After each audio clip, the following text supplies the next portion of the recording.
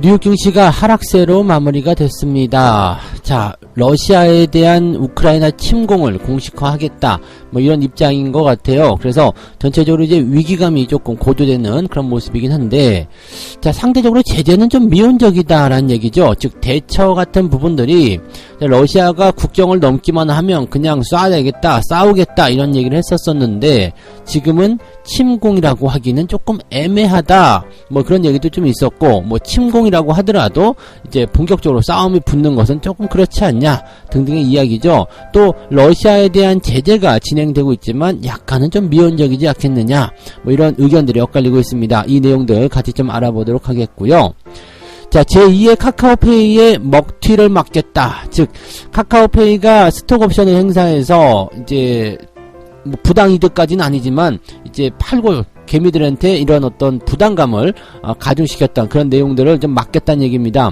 그래서 스톡옵션은 이제 보호예수를 걸어서 못 팔게 하겠다, 이런 법인데, 자, 어떤 내용인지 같이 알아보도록 합니다.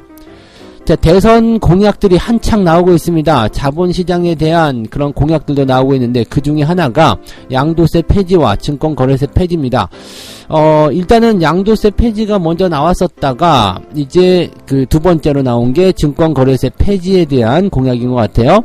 자, 이런 공약들에 대한 개인 투자자들의 반응은 도대체 어떤지, 또 이게 과연 득이나 실이 있는 것인지, 어떤 것들이 좋은 것인지 알아보도록 합니다.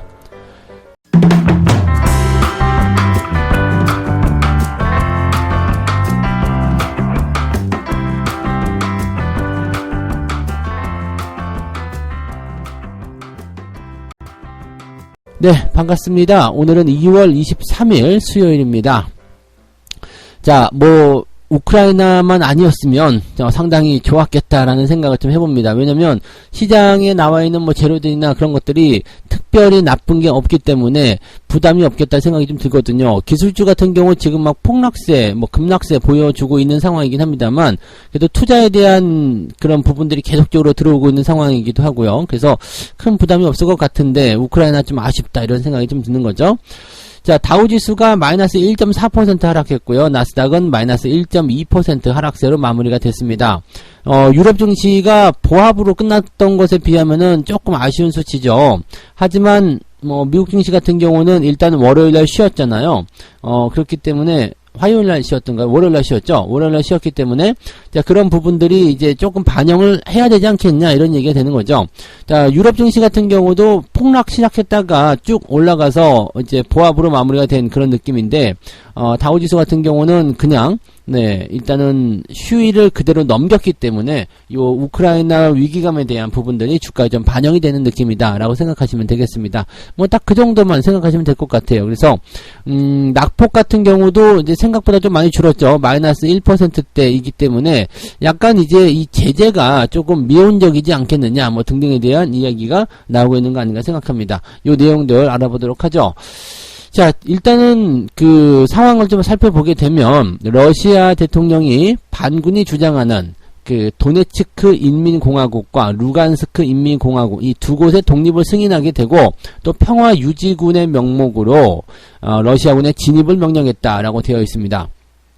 자, 이 내용만 딱히 보게 되면은 이제 우크라이나 국경을 어쨌든 넘은 것 아니냐, 이런 이야기가 나오는 거고, 또 유엔이나 서방 국가 입장에서는 국제법 위반이다, 명백한 침공이다, 이렇게 되어 있습니다. 또 바이든 미국 대통령도 러시아의 우크라이나 침공이 시작됐다, 이렇게 규정을 했습니다. 그런데 이것을 뭐 군사적인 어떤 침공 이렇게 보는 것이 아니라, 침공이긴 침공인데 약간 애매한 침공 아니겠느냐라는 얘기를 하는 거죠. 이게 침공이면 침공이지 뭐 애매한 침공이 어디인지 모르겠습니다만, 아무튼 그렇습니다. 그래서 전쟁으로 뭐 번지는 그런 형태는 좀 막겠다라는 어떤 느낌일 것 같아요.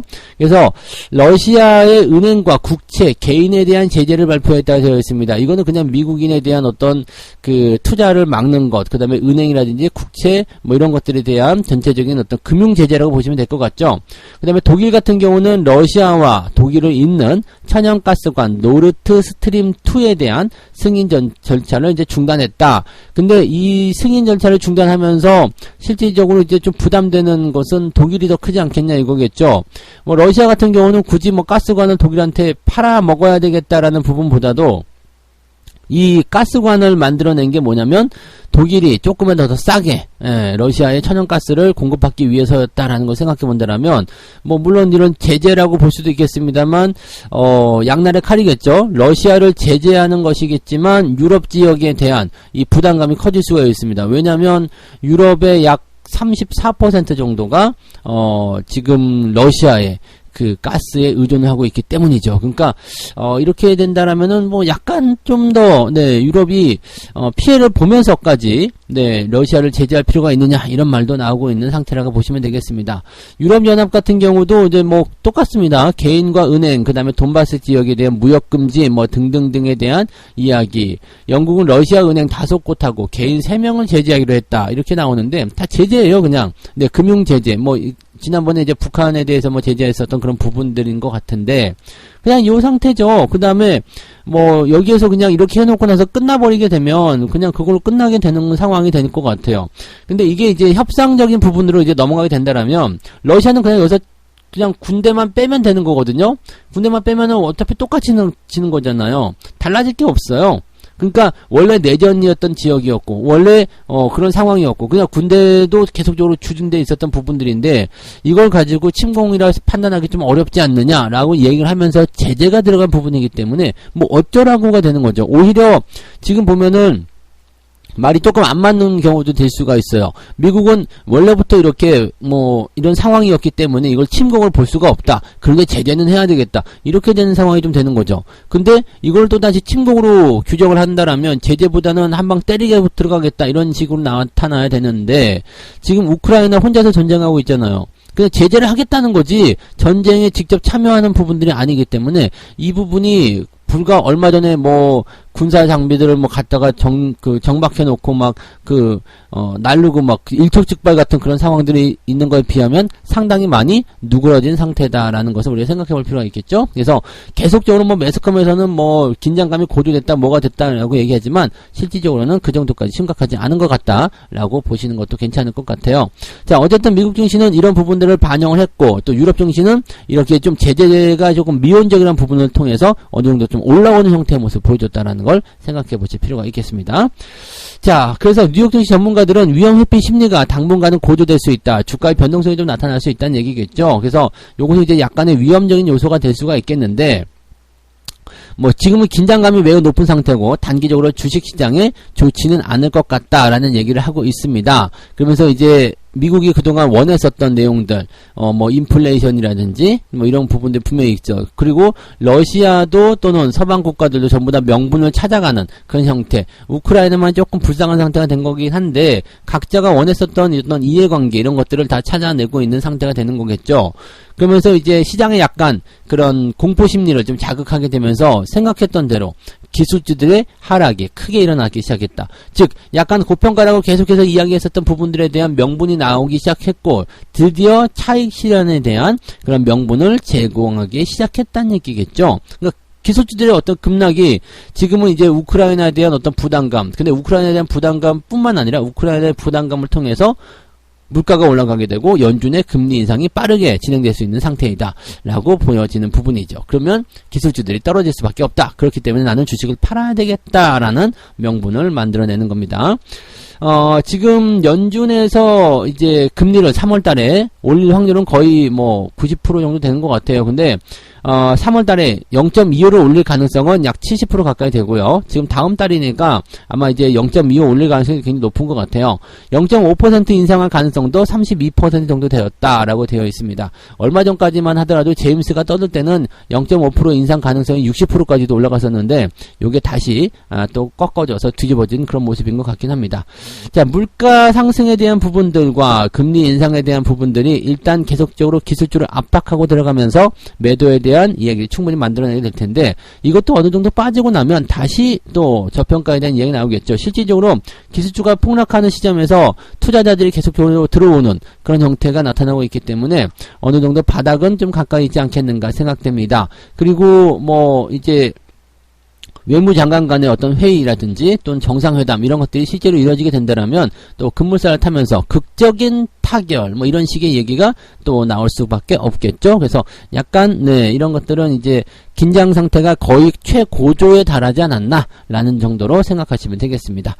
국내 증시는 일단 이 악재들을 반영을 시켜놓은 상태이기 때문에 일단 좀 보긴 해야 될 것 같아요. 뭐 그 좋은 얘기도 없지만 나쁜 얘기도 이제는 더 나올 만한 게 없기 때문에 투자 심리가 어떻게 변화가 될 수 있겠는가. 또 유럽이 하락 시작했다가 어느 정도까지 끌어올리면서 마무리 됐다는 부분들은 어느 정도 긍정적으로 볼 수 있겠다라고 생각하시면 될 것 같아요. 그래서 오늘도 일단은 관망세로 출발을 하겠지만 시장 변화에 따라서 매매가 조금 달라질 수는 있겠다 보시면 되겠네요. 네. 자, 두 번째 이야기 넘어갑니다. 제2의 카카오페이에 먹튀를 맞겠다. 이게 무슨 얘기냐면 카카오페이가 상장하고 나서 지난번에 아시죠? 네, 스톡옵션 행사해가지고 무지막지하게 들고 튀었잖아요. 그러니까 이 모든 그 부담감을 개미들한테 전가시켰다 뭐 이런 식의 얘기인데 사실 스톡옵션을 팔아먹는 것은 뭐 이거는 불법적으로 된 건 아니었겠죠. 그래서 이거를 뭐 물론 도덕적이거나 윤리적인 부분에서 니들이 뭐냐 이런 식으로 얘기가 나온 부분이고 또 경영진의 스톡옵션 매도이기 때문에 상당히 이제 이게 상장 이후에도 팔아먹었기 때문에 상당히 부담스럽다는 거가 될 수 있었잖아요. 근데 이거를 이제 좀 막아보자 이런 얘기가 되는 거죠. 금융위원회가 어떤 이야기를 했느냐면 기업 공개 이전에 스톡옵션을 받은 임직원이 상장 이후에 행사에서 취득한 주식, 즉 스톡옵션을 받아가지고 그걸 옵션 행사하게 되면 주식으로 나오잖아요. 그렇게 해서 상장을 한 이후에 행사를 통한 그런 주식도 의무 보유 대상에 포함을 시키겠다라고 되어 있습니다.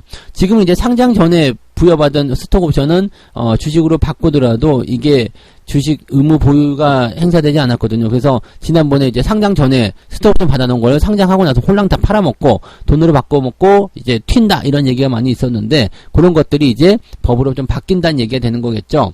그래서 스톡옵션의 행사 시점에 따라서 의무 보유 제도에 대한 어떤 적용 여부가 달라지는 것이다 라고 되어 있는데 일단은 이건 카카오페이의 그런 상황들을 이제 염두에 두고서 만든 법이 아닐까 생각됩니다. 그럼 어느 정도로 바뀌느냐? 금융위원회에서는 일괄적으로 6개월로 의무 보유 기간을 둘 경우 매도 절벽이 나타날 수가 있다. 즉 6개월이 지난 이후에 와르르 쏟아질 수 있기 때문에 임원의 특성에 따라서 6개월의 기본 기간, 즉 최소 6개월이라는 이야기입니다. 그 다음에 최대 2년까지 기간을 추가하겠다라고 되어 있습니다. 그래서 의무 보유 제도를 차등 설계하도록 하겠다. 왜냐하면 이제 6개월이라는 부분이 나타나게 되면 실질적으로 6개월 안에 그냥 다 팔아먹게 되면 그 기관들 보호에서부터 시작해가지고 이런 것들이 엄청나게 터져나올 수 있잖아요. 6개월 후에 다 팔아먹으면 이거는 불법 아니잖아 라고 얘기가 나올 수 있어서 6개월 이후에 아주 작살나는 경우가 있겠거든요. 그러니까 그런 부분들을 막겠다는 얘기죠. 취지는 아주 좋습니다. 대표이사 같은 경우는 6개월에다가 추가 6개월을 더 권고합니다. 그러니까 1년 정도를 묶어놓겠다 이런 얘기고 주요 임직원들에게는 6개월만 적용하겠다라고 되어 있습니다. 자, 이렇게 되어 있으니까 일단은 그나마 좀 나아지지 않겠는가 라고 생각이 좀 들고요. 대표이사 같은 사람들은 진짜 팔아먹으면 안 되지. 솔직히 다 팔지 말고 뭐 조금만 팔겠다 그러면 모르지만 그렇게 와장창 팔아가지고 이제 작살 내버리게 되면 기업에 대한 신뢰도가 추락하게 되잖아요. 그죠? 또 그 다음에 임원 자리에서 물러나더라도 보호 예수는 계속 유지된다는 거. 이번에는 법을 좀 잘 만든 것 같아요. 그래서 스톡옵션에 대한 부분들 일단은 뭐 대박으로 연결되고 거기에 대한 뭐 이렇게 임직원에 대한 어떤 보상, 그동안 고생한 그런 것에 대한 보상이라고 할 수 있겠습니다만 상장 이후에 이렇게 행사를 통해서 그 너무나 많은 그런 이득을 취해간다라면 좀 힘들겠죠. 그러니까 이거는 이제 기간적인 부분들도 그렇지만은 이제 금액적인 부분들도 뭐 전부 다 팔지 말고 뭐 10분의 1만 이렇게 나눠서 팔게끔 만든다면 조금 더 좋지 않을까 생각되긴 합니다. 뭐 어쨌건 네, 스톡옵션을 팔아먹는 거는 죄가 아니고 불법이 아니기 때문에 이것은 뭐라고 할 만한 부분은 아니겠습니다만 그렇다고 하더라도 네, 이렇게 한꺼번에 먹튀식으로 팔아먹고 튀는 것은 조금 애매하지 않겠느냐라는 부분이겠죠. 논란이 상당히 많았었던 부분이었기 때문에 이번에 보호예수에 대한 어떤 부분들은 조금 더 네, 그래도 자금을 묶어놓는 그런 상황으로 가지 않을까 생각됩니다. 하지만 신규 상장 종목에 대한 부담감은 여전하고 변동성도 여전하기 때문에 항상 매매 들어가실 때는 조심하셔야 되는 거, 잊으시면 안 되는 거 절대 여러분들 생각하셔야 될 것 같습니다. 자, 어쨌건 두 번째 이야기 그렇게 진행을 해보고요. 자, 세 번째 이야기 넘어갑니다. 자, 지금 대선 주자들의 공약이 계속 나오고 있어요. 증권거래세 폐지에 대한 이야기가 나왔습니다. 지금 민주당 대선 후보죠. 이재명 후보가 증권거래세 폐지에 카드를 꺼내들었다. 국민의힘 윤석열 대선 후보는 증권거래세 폐지, 여기에서 이제 주식 양도소득세 폐지로 선회를 했다라고 되어 있습니다. 즉, 그러니까, 일단 양도소득세 폐지냐, 증권거래세 폐지냐, 두 개를 가지고 이야기가 많은 것 같은데, 둘 중에 뭐가 되든지 간에, 큰 상관은 없을 것 같긴 합니다만, 네, 아무튼 그렇습니다. 자, 그래서 지금 보니까, 일단 민주당 쪽에서 이야기한 게 이제 증권거래세 폐지, 이게 이제 뒤에 나온 공약이기 때문에, 요걸 가지고 이제 투자자들이 말들이 많이 있습니다. 지금 일단 양도소득세에 대한 부분들은 일단 당연히 세금을 내야 한다라는 식의 취지겠죠. 그리고 부자 감세를 위한 양도소득세 폐지가 아니라 개미와 부자들에게 똑같이 적용되는 증권거래세를 폐지하는 것이 맞지 않겠느냐, 이런 식의 얘기가 나온 거고, 그 다음에 양도소득세 같은 경우는 이제 어느 정도 특정 금액을 보유한 사람들에게 부과가 되는 그런 법제도이기 때문에 그것보다는 증권거래세 폐지가 훨씬 더 급한 거 아니겠느냐라는 얘기가 나오고 있습니다.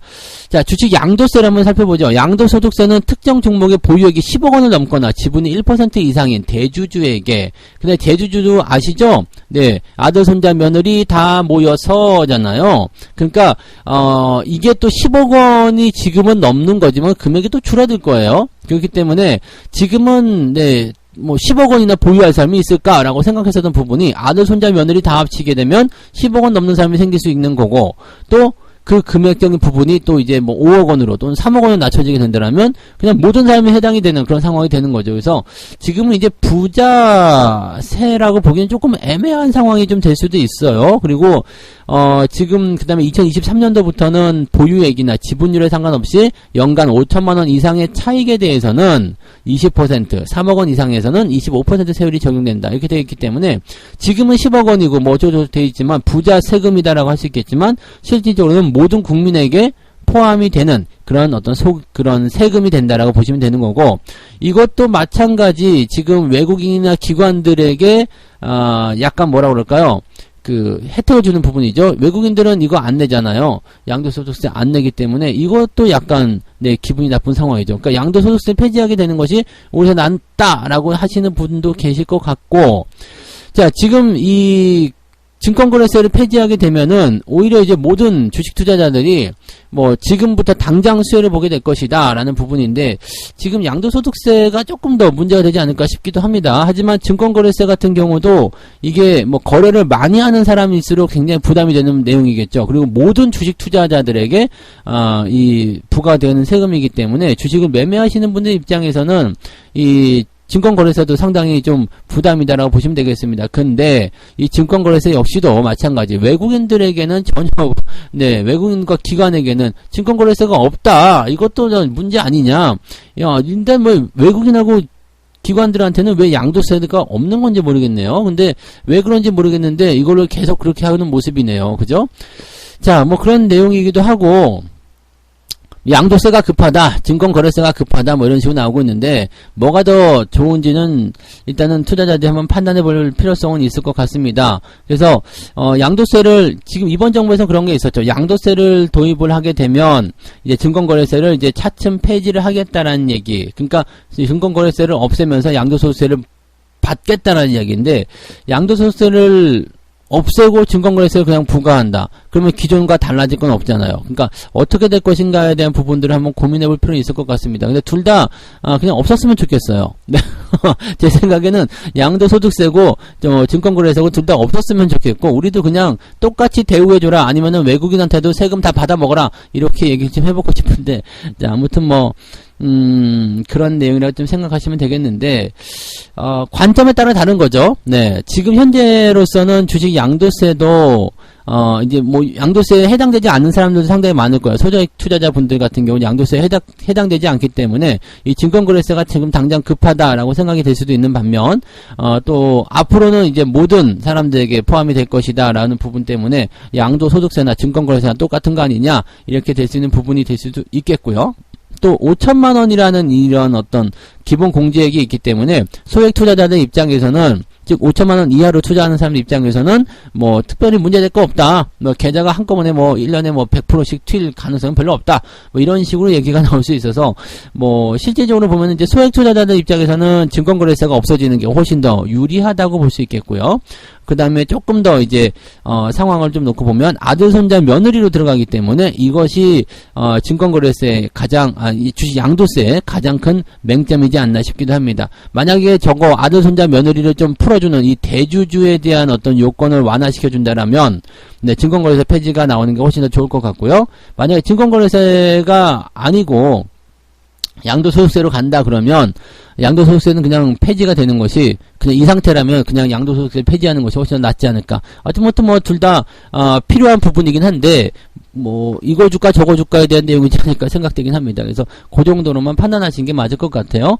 자, 지금 증권거래세 폐지가 맞냐 양도소득세 폐지가 맞냐, 둘 다 폐지가 맞습니다. 그러니까 나 같으면은 둘 다 네, 폐지를 해버릴래요 라고 얘기하면 되겠네. 그거 받고 하나 더 네, 묶고 더블로가 이거 한번 했으면 좋겠어요. 아무튼 둘 중에 하나는 없어진다는 얘기죠. 네, 뭐 민주당이 되든 국민의힘이 되든 아니면 뭐 다른 쪽에서 나오시는 분들도 공약을 갖고 나오실 테니까 그 부분에 대해서는 보면 양도세가 폐지가 되든 증권거래세가 폐지가 되든 둘 중에 하나는 되겠다. 네, 라고 생각하면은 되지 않을까 생각합니다. 어쨌든 뭐든 네, 우리한테 긍정적이지 않을까 싶긴 하겠습니다. 그래서 그 내용들 같이 참고해서 봤습니다. 자, 이렇게 세 가지 이야기 전달해 드렸고요. 자, 오늘 보면 이제 우크라이나 위기감의 고조에 따른 그런 어떤 서방 국가들의 제재가 나왔는데 약간 미온적이라는 태도가 약간 좀 희망을 좀 갖고 있는 것 같습니다. 그래서 그 내용들을 한번 살펴보시면 좋겠고요. 자, 카카오페이의 먹튀를 막겠다 해가지고 이제 스톡옵션에 대한 그 보유예수 기간을 거는 그런 이야기가 나왔습니다. 그거는 매우 잘된 것 같다라는 얘기를 해볼 수 있겠어요. 오랜만에 한번 칭찬 한번 하고요. 자, 증권거래세 폐지 이 공약이 나왔는데 여기에 대한 반응은 자, 양도세가 먼저다, 증권거래세가 먼저다. 자, 이거 뭐 둘 다 뭐 우열을 가리기가 어렵습니다. 그래서 뭐가 폐지가 되든지 간에 일단은 둘 중에 하나라도 없어지면 좋겠다. 이렇게 되면 좋겠고요. 근데 뭐 이렇게 나오는 거 아니야? 차츰 폐지한다. 뭐 이렇게들 나오면 안 돼요. 그러니까 아무튼 둘 중에 하나 폐지가 되는 거 뭐 어쨌든 오케이 땡큐고요. 그냥 저 같으면 둘 다 폐지를 좀 시켜버리면 더 좋지 않을까. 물론 이제 세금을 걷어들이는 것에 대해서 약간 문제는 좀 될 수 있겠습니다만 아무튼 네, 둘 다 없었으면 좋겠다. 이 생각이 저의 생각이다. 이렇게 보시면 되겠죠. 네, 세금은 이제 뭐 알아서 하시고요. 그거 하라고 정치인 뽑는 거 아닌가 우리가? 네, 자 아무튼 네 이렇게 보시면 되겠고 자 책 한 곡도 읽고 마무리합니다. 젊었을 때는 느낌표로 살고 중년이 되어서는 물음표로 살아라. 자, 이거는 주식책이 아니라 인생을 이렇게 살아라 뭐 그런 비슷한 책에 있었던 내용인데 젊었을 때는 느낌표로 살고 중년이 되어서는 물음표로 살아라. 즉 젊을 때는 막 열심히 해보는 거고요. 중년이 돼서는 이게 정말 맞는 것인가에 대한 그런 어떤 고찰을 하라는 이야기죠. 신중하게 살아라 이런 얘기인데 주식으로 그대로 한번 적용해 볼게요. 시세가 젊었을 때는 강하게 매수하거나 추세를 따라가는 그런 매매를 하게 될 것이고 시세가 어느 정도 무르익고 고점이 오게 된다면 매도를 고민해라. 계속 들고 가는 것이 맞는 것인가에 대한 부분을 고민하라. 이런 이야기가 되겠다. 보시면 되겠습니다. 자, 무슨 얘기인지 확 아시겠죠? 자, 고점에서 고생하는 종목들 많이 있습니다. 그런 종목들 괜히 들어가서 고생들 하지 마시고요. 젊은 종목, 네, 이제 단단하게 시작하는 추세에 베팅을 하셨으면 좋겠네요. 자, 오늘 여기까지 이야기하도록 하겠습니다. 저는 장중시장에서 다시 올게요. 고맙습니다.